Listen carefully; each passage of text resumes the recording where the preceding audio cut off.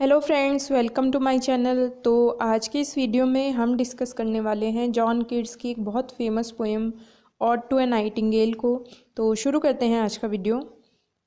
सबसे पहले हम पोएम के कुछ बैकग्राउंड को देख लेते हैं। तो पोएम कीट्स ने तब कंपोज की थी जब वो अपने एक फ्रेंड ब्राउन के यहाँ पर रहने के लिए गए थे, हेम्स्टेड नाम की जगह पे। और वहाँ पर उन्होंने अप्रैल के मंथ में देखा कि नाइटिंगेल बर्ड ने अपना एक नेस्ट बनाया है उनके गार्डन में।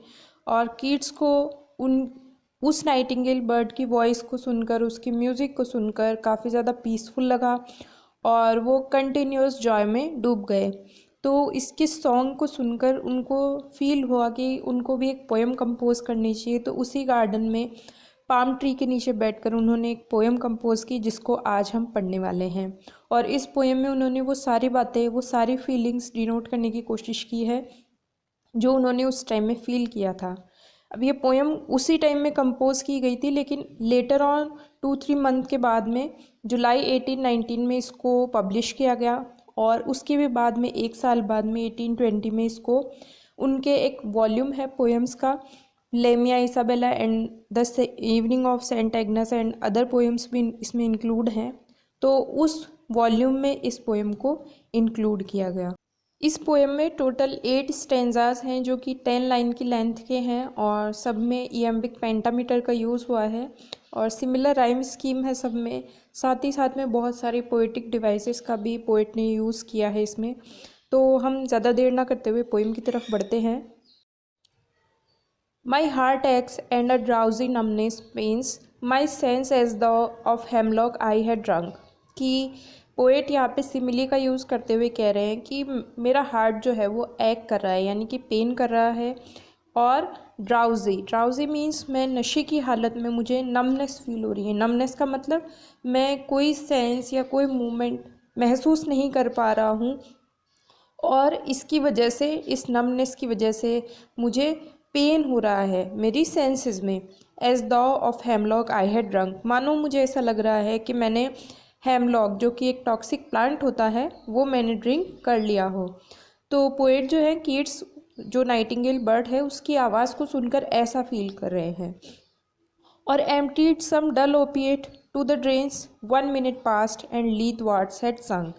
और या फिर मुझे ऐसे भी लग रहा है कि मैंने एम्प्टी कर दिया है किसको, डल ओपिएट। ओपिएट जो है वो एक तरीके का ड्रग होता है, या फिर ओपियम जिसको बोलते हैं, अफीम जिसको बोलते हैं, या फिर हेरोइन नाम का जो ड्रग है वो इसमें कंटेन होता है। तो वो मानो मैंने वो पी लिया हो। और टू द ड्रेन्स का मतलब जो नालियाँ हैं, जो नदियाँ बह रही हैं या स्ट्रीम्स है, उसका मैंने, जो ड्रेन है, स्ट्रीम है, उसका मैंने वाटर पी लिया हो, जिससे मुझे ऐसे लग रहा हो कि मैं ड्राउजी हूँ। 1 मिनट पास्ट। अब ये जो ओपिएट है 1 मिनट पास्ट मतलब मुझसे कुछ ही दूरी पर है या मैंने कुछ ही देर पहले पिया है। दोनों मीनिंग निकल सकते हैं यहाँ पर। लीथ वाट्स हेड संक। लीथ जो है वो एंशंट ग्रीक माइथोलॉजी में एक रिवर का नाम है और ऐसा माना जाता है कि इसके वाटर को जो ड्रिंक करता है तो इसकी ड्रिंकर की मेमोरी पे बहुत इफ़ेक्ट करती है ये। तो जो ड्रेन्स, जो नदियाँ या जो स्ट्रीम्स लीथ की तरफ, इस लीथ रिवर की तरफ बह रही थी, उसका मैंने ओपिएट पी लिया है या वाटर पी लिया है। और आगे की लाइन में कहता है, it is not through envy of thy happy lot but being too happy in thine happiness. तो ये दाई वर्ड और दाइन वर्ड किसके लिए, ये नाइटिंगेल बर्ड के लिए आया है कि ये इस वजह से नहीं है नाइटिंगेल बर्ड कि मैं तुम्हारे हैप्पी लॉट, यानी कि तुम्हारे अच्छे भाग्य से, सौभाग्य से मैं जेलस फील कर रहा हूँ, एनवी फील कर रहा हूँ, बट बीइंग टू हैप्पी, लेकिन ये इस वजह से है कि मैं तुम्हारी हैप्पीनेस में बहुत ज़्यादा खुश हूँ या हैप्पी हूँ। तो यहाँ पे पोएट ने सिमिली का, एलिट्रेशन का और एल्यूजन का यूज़ किया है। एल्यूजन मीन्स जो पुराने वर्क्स हैं या कोई फेमस आर्ट वर्क हैं उसका रेफरेंस अपनी राइटिंग्स में देना, वो एल्यूजन होता है। आगे इसी का नेक्स्ट पार्ट है, इसी स्टेंजा का 10 लाइन्स है। That thou light winged dyed of the trees in some melodious plot of beechen green and shadows numberless, singest of summer in full throated ease। कि that thou, तुम, दाव फिर से Nightingale bird के लिए आया है।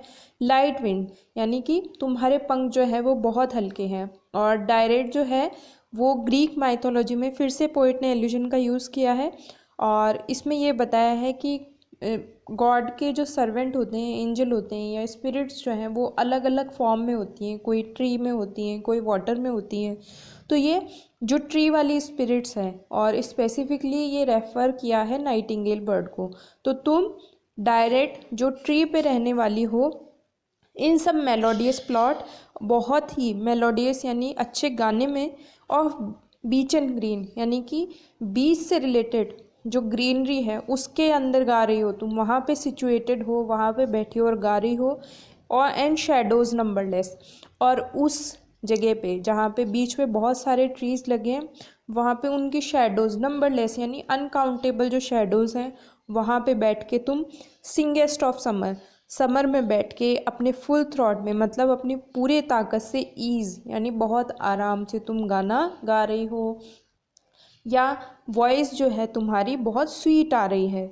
आगे है second stanza. O for a draught of vintage that had been cooled a long age in the deep delved earth, tasting of Flora and country green. कि अरे for a draught of vintage, कि एक glass, vintage यानी ऐसी wine जो particularly किसी as या एक ईयर में बनी हुई हो, और दैट हैड बीन कूल्ड यानी कि जो अर्थ के बहुत डीप एरिया में सिचुएटेड है या रखी गई है, प्रिजर्व की गई है लॉन्ग एज, बहुत टाइम तक। टेस्टिंग ऑफ फ्लोरा, और इस वाइन में किसका टेस्ट आता है? वेजिटेशंस जो हैं, फ्लावर्स जो हैं, उनका टेस्ट आता है।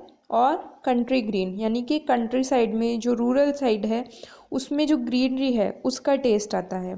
तो ये यहाँ पर जो नाइटिंगेल बर्ड के म्यूज़िक की जो डेप्थ है उसकी बात यहाँ पर पोइट कंपैरिजन कर रहा है अर्थ की डेप्थ के साथ में, कि उसका म्यूज़िक भी कैसा है, बिल्कुल उस वाइन के जैसा है जो ड्राउजी बना देता है और जो अर्थ के बहुत नीचे दफन है, और उसकी प्योरिटी जैसे उस वाइन की प्योरिटी है वैसे ही उस नाइटिंगेल बर्ड के सॉन्ग की प्योरिटी भी यहाँ पे दिखाई गई है।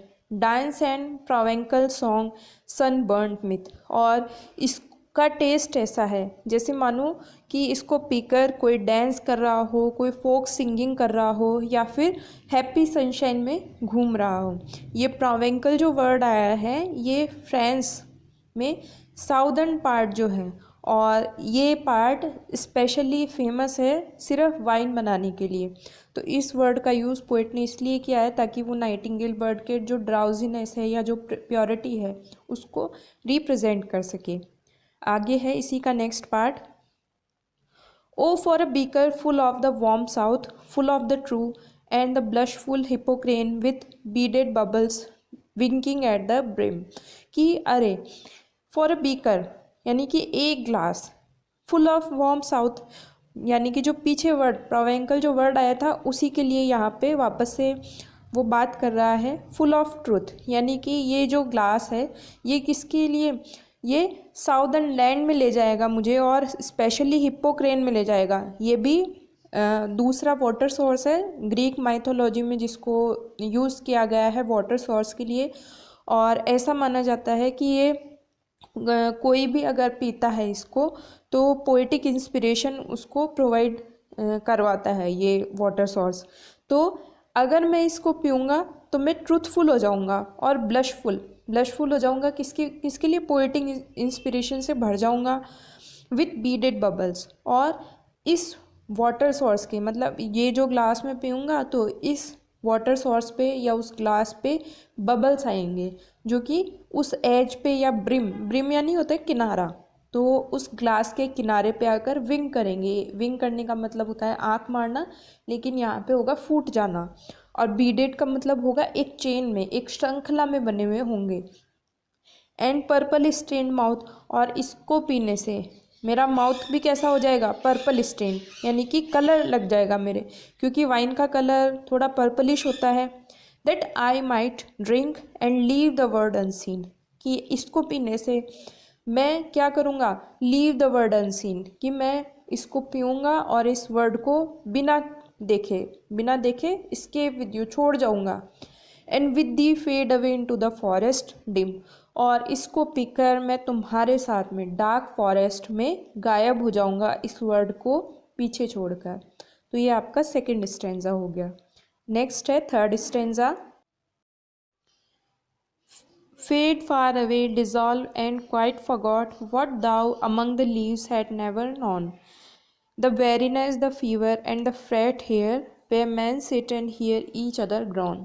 कि फेड फार अवे मतलब डिसअपियर हो जाते हैं, बहुत दूर चले जाते हैं। डिज़ोल्व, डिज़ोल्व यानी मिक्सअप हो जाते हैं, घूम जाते हैं यहाँ से।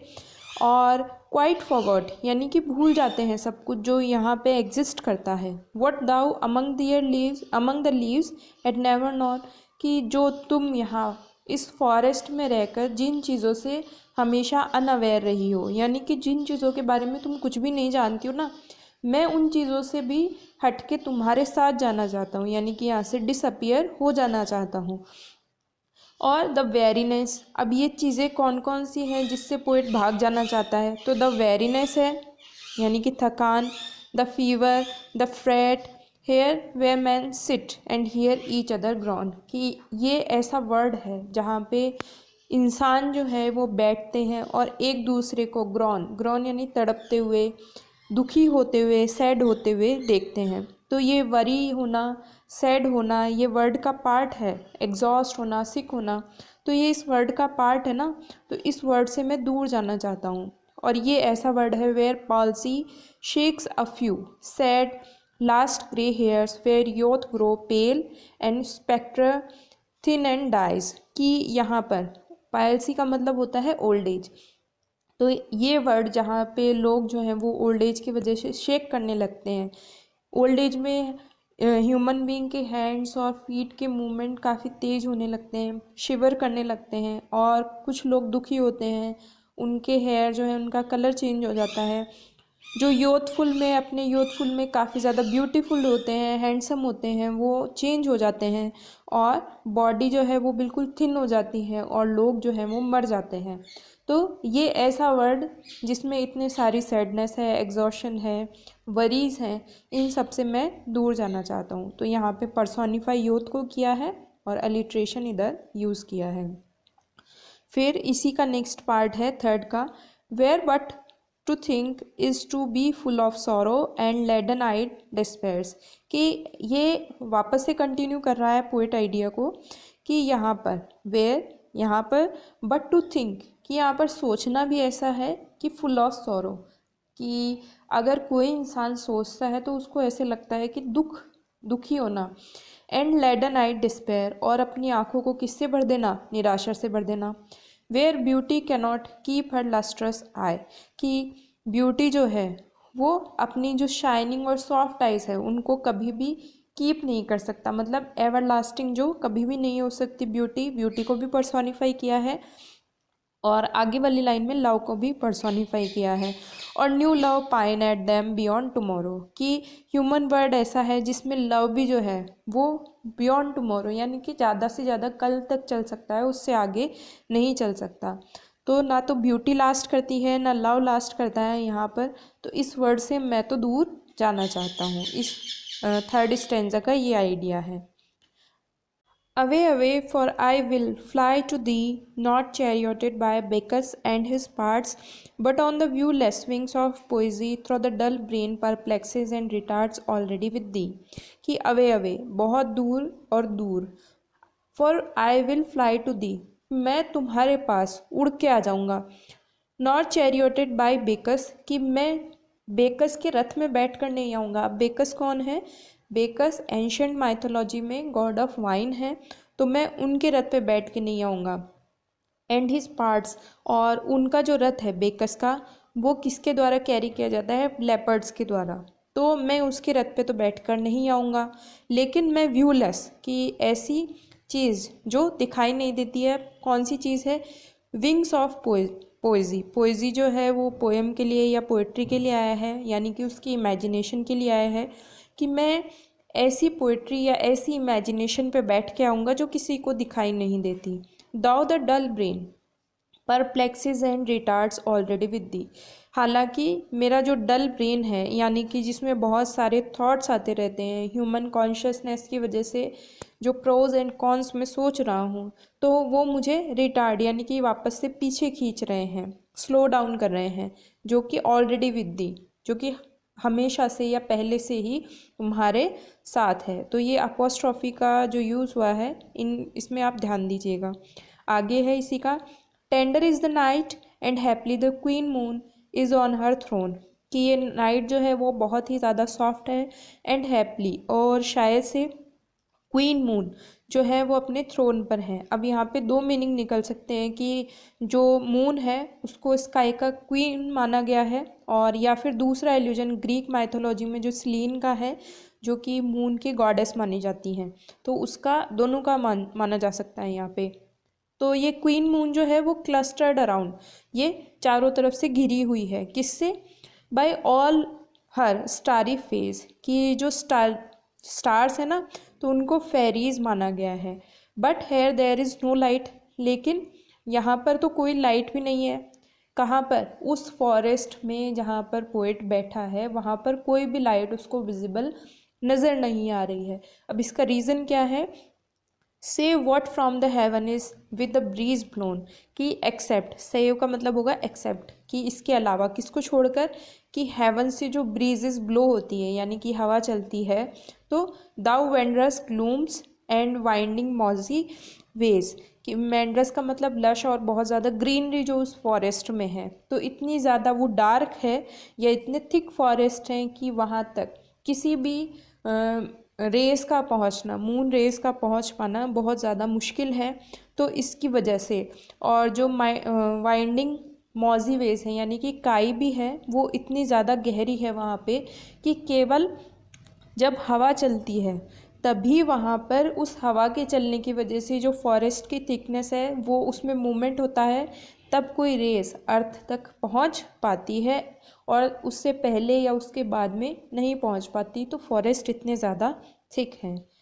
नेक्स्ट है, I cannot see what flowers are at my feet, कि मैं ये नहीं देख सकता कि कौन से फ्लावर्स जो हैं वो मेरे पाँव के नीचे लगे हुए हैं, यानी कि ज़मीन पे लगे हुए हैं। Nor what soft incense Hanks upon the बाउ, और ना मैं ये देख सकता हूँ कि ऊपर जो ट्रीज़ हैं उस पे, उनकी बाउस पे, उनकी पेड़ों की ब्रांचेस पे कौन से फ्लावर्स लगे हैं जिनकी इतनी सॉफ्ट इंसेंस यानी कि खुशबू आ रही है। But in the embalmed darkness guess each sweet, कि लेकिन मैं इस डार्कनेस में ये ज़रूर महसूस कर सकता हूँ या गैस कर सकता हूँ ई स्वीट, कि यानी कि ये जो फ्लावर्स उग रहे हैं इन बॉस पे, वो बहुत ज़्यादा स्वीट फ्रेगरेंस वाले हैं। Wherewith the seasonable month endows dark grass the thicket and the fruit vine wild, लेकिन मैं ये भी फील कर सकता हूँ या स्मेल कर सकता हूँ कि इस सीजनेबल मंथ में, यानी कि इस मई के मंथ में, स्प्रिंग टाइम में, जो फॉरेस्ट है उसमें ग्रास लगी हुई है, थिकेट लगे हुए हैं, यानी कि जो एक डेंस बुशेस होती हैं या ट्रीज़ होते हैं वो लगे हुए हैं, और वाइल्ड फ्रूट ट्रीज़ लगे हुए हैं। तो पोएट जो है वो फॉरेस्ट की डार्कनेस की वजह से किसी भी फ्रूट या फ्लावर को देख नहीं सकता, लेकिन वो उसकी स्मेल से ही इसको गैस कर सकता है।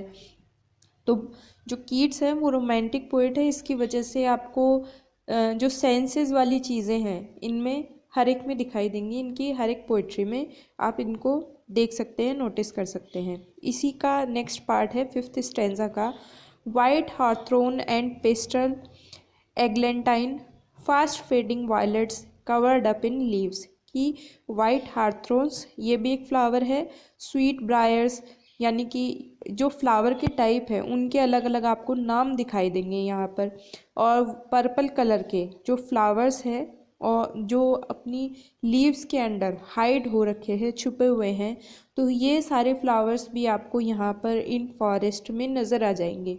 तो ये नेचुरल ब्यूटी की बात कर रहे हैं पोइट यहाँ पर। और mid May's eldest child the coming musk rose, कि मिड में, कि ये सीज़न है फ्लावर ब्लूम होने का, स्प्रिंग टाइम है, तो फ्लावर हर तरह की वेजिटेशन जो है उसमें अपने फुल ब्लूम पे रहती है इस मंथ में, मई के मंथ में। तो यहाँ पर मस्क रोज़ जो अपने ब्लूम पे होता है या अपने पीक पे होता है इस टाइम में, तो वो भी आपको देखने को मिल जाएगा। और इस मस्क रोज़ में क्या होगा, फुल ऑफ ड्यूई वाइन, इससे वाइन बनती है, तो ये भी आपको देखने को मिल जाएंगे। और इस फ्लावर की वजह से जो फ्लाइज हैं यानी कि मक्खियाँ जो हैं, मधुमक्खियाँ, वो भी मरमर करती हुई यहाँ पर आपको नज़र आ जाएंगी ऑन समर इव्स, यानी कि गर्मियों की जो इवनिंग्स है यहाँ पर इन फ्लावर्स में मधुमक्खियाँ इनका रस चूसते हुए आपको बिल्कुल विजिबल होंगी, दिख जाएंगी। तो यहाँ पे कंप्लीट जो नेचुरल डेपिक्शन है वो पोएट ने करने की कोशिश करी है। और साथ ही साथ में मरमर वर्ड का यूज़ किया है, तो ओनोमेटोपोइया का यूज़ किया है, मिड में है अलिट्रेशन का यूज़ हुआ है, फास्ट फेडिंग में अलिट्रेशन का यूज़ हुआ है। तो बहुत सारे अलग अलग डिवाइसेस हैं यहाँ पर। आगे देखते हैं, 6th पार्ट है इसका। Darkling I listen and for many a time I have been half in love with easeful death. तो यहाँ पर डेथ को पर्सोनिफाई किया है और पोइट यहाँ पे कह रहे हैं कि डार्कलिंग, तो डार्कनेस में आई लिसन, मैं सुन रहा हूँ, किसको, नाइटिंगेल के म्यूज़िक को सुन रहा हूँ, उसकी वॉइस को सुन रहा हूँ। और आगे कहते हैं फॉर मैनी अ टाइम, मैंने बहुत बार, I have been half in love with easeful death, कि मैं बिल्कुल शांति से मरने से, बहुत ज़्यादा फैंसीफुल था, यानी कि मैं उस चीज़ से लव में था कि मैं बहुत आराम से मर जाऊँ। Called him soft names in many amused time, और मैंने डेथ को अपनी काफ़ी सारी कंपोजिशंस में बहुत बार अलग अलग नामों से पुकारा है अपनी पोएटिक कंपोजिशंस में। To take into the air my quiet breath, और मैंने डेथ को पर्सोनिफाई करके, उसको कॉल करके मैंने क्या कहा है कि मुझे अपनी क्वाइट ब्रेथ, यानी कि मुझे शांति से मरने दो या मैं मर जाऊँ शांति से। तो ये कंफर्टफुल डेथ को बहुत ज़्यादा फेवर करते हैं पोइट। लेकिन आगे की लाइंस में वो क्या कह रहे हैं, now more than ever seems it rich to die, लेकिन जब मैं पहले पोएम कंपोज कर रहा था तब मरने में, और आज अगर मैं कोशिश करूं तो आज मरने में मुझे और ज़्यादा अच्छा लग रहा है कि मैं और ज़्यादा रिच फील कर रहा हूं कि मैं आज ही मर जाऊं, सीज हो जाऊं, डिसीज़ हो जाऊं।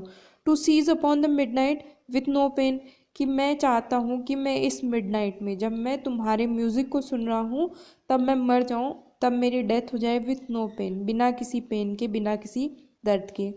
While thou art pouring forth thy soul abroad in such an ecstasy, जबकि तुम क्या कर रही हो, पावरिंग फॉर्थ, यानी कि दे रही हो तुम्हारी अपनी सोल से जो म्यूज़िक निकल रहा है, in such an ecstasy, ecstasy का मतलब बहुत ही ज़्यादा हैप्पीनेस वाली फीलिंग में।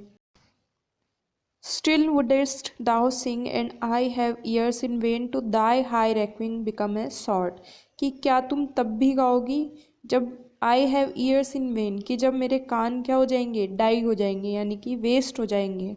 तो तुम्हारे सॉन्ग भी क्या होंगे, जब कोई सुनने वाला ही नहीं होगा तब वेस्ट हो जाएंगे।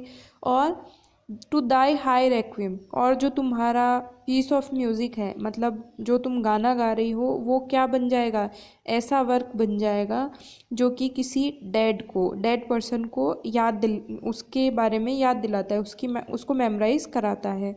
और ये क्या बन जाएगा, एक सॉर्ड बन जाएगा, यानी कि एक ग्राउंड बन जाएगा जिस पे कोई ग्रास उगी हुई हो। नेक्स्ट है, Thou was not born for death, immortal bird, no hungry generation tread thee down. The voice I hear this passing night was heard in ancient days by emperor and clown। कि अब poet वापस से Nightingale bird को address करते हुए कहता है कि इमॉर्टल बर्ड, कि ऐसा बर्ड जो इमॉर्टल है, कभी भी उसकी डेथ नहीं होगी। तो तुम किसके लिए नहीं जन्मी हो नाइटिंगेल, तुम मरने के लिए तुम्हारा जन्म नहीं हुआ है, तुम तो इमॉर्टल रहोगी। तो यहाँ पे हाइपरबल, क्योंकि कोई भी ऐसा क्रीचर जो इस वर्ड में जिसका जन्म होता है उसको मरना ही पड़ेगा, ये एक बिल्कुल ट्रुथ बात है। तो इस ट्रुथ को डिक्लाइन करते हुए पोइट उसको इमॉर्टल बता रहा है, और अपोस्ट्रॉफी का यूज़ यहाँ पे उसको एड्रेस करने के लिए किया है।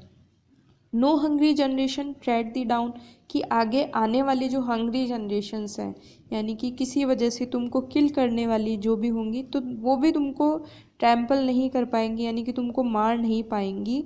The voice I hear this passing night was heard in ancient days, कि जो वॉइस मैंने आज सुनी है इस पासिंग नाइट में, यानी कि इस गुजरती हुई रात में जो वॉइस मैंने सुनी है, वही same voice in ancient days, यानी कि पुराने ज़माने में एम्प्रर्स के द्वारा सुनी जाती थी, और क्लाउन्स के द्वारा, जो कोर्ट जेस्चर्स होते थे, यानी कि कोर्ट्स में फूल्स को रखा जाता था ताकि उनको एंटरटेन किया जा सके, तो उनको जो वॉइस सुनाई देती थी ना उस एंशियंट टाइम में, तो सेम वॉइस मैंने भी आज इस पासिंग नाइट में सुनी है। तो कहने का मतलब कि तुम्हारी जो वॉइस है एम्परर के लिए यानी कि रिच पीपल के लिए, और सिमिलरली क्लाउन यानी कि जो पुअर पीपल है, उन दोनों के लिए अलाइक है, यानी कि कोई डिफ्रेंशिएशन तुम नहीं करती हो।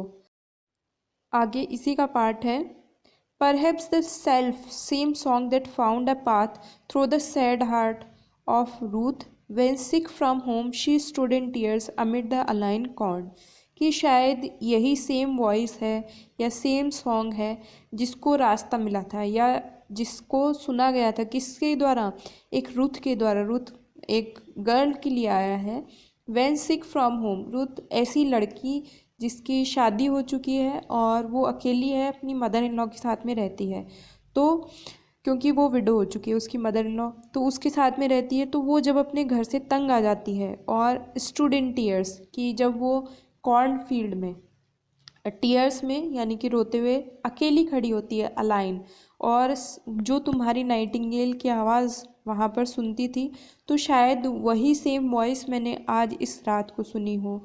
और सेम वॉइस किसने और ने सुनी है, the same that ofttimes hath charmed magic casements opening on the foam of perilous seas, कि जो डेंजरस शिप्स जब डेंजरस सीज में जो शिप्स चलते थे और उनके केसमेंट्स में, यानी कि उनके जो रूम्स बने होते थे उस शिप्स में, तो वहाँ पर जो आवाज़ सुनाई देती थी, उस डेंजरस सी में जो आवाज़ सुनाई देती थी, शायद वही चार्मिंग वॉइस मैंने सुनी है आज रात को इन फेरी लैंड्स फॉरलॉर्न। फेरी लैंड्स का मतलब उस मैजिशियन वाले वर्ड में, उस फेरीज वाले वर्ड में, जहाँ पर फॉरलॉर्न यानी कि अकेले, और अनहैप्पी लैंड जहाँ पर वो आवाज़ पहले सुनाई देती थी, वही आवाज़ मैंने आज सुनी है। लास्ट आंसर है forlorn the very word is like bell, कि ये फॉरलॉर्न यानी कि ये जो लोनलीनेस वाला वर्ड है, अनहैप्पी वर्ड है, तो ये एक बेल की तरह है। तो पोइट ने सिमिली का यूज़ किया है, to toll me back from thee to my sole self, कि ये फॉरलॉर्न वर्ड जो है वो मुझे कहाँ पर ले जाएगा, toll me back to from thee to my sole self, कि मुझे तुमसे अपने खुद तक ले जाएगा, यानी कि मेरा ध्यान तुमसे हट जाएगा।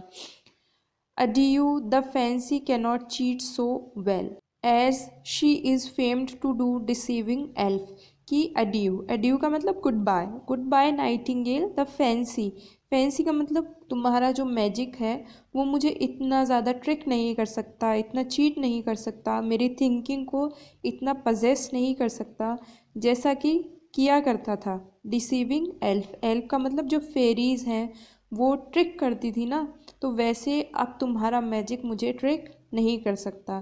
तो यहाँ पर फैंसी को पर्सोनिफाई किया गया है इमेजिनेशन को, और सिमिली का और असोनेंस का यूज़ भी बहुत प्रॉपरली किया है। कंक्लूडिंग लाइन्स है, adieu adieu Dai plaintiff anthem fades past the near meadows over the still stream up the hillside and now it is buried deep in the next valley glades, कि adieu goodbye die plaintive anthems fade, कि तुम्हारी जो anthems यानी कि तुम्हारा जो music है, तुम्हारे जो सॉन्ग्स हैं वो फेड होने वाले हैं। फेड यानी कि धीरे धीरे डीके हो रहे हैं, मतलब जैसे जैसे पोएट उससे दूर जा रहा है ना, वैसे वैसे उसकी आवाज़ धीरे पड़ रही है।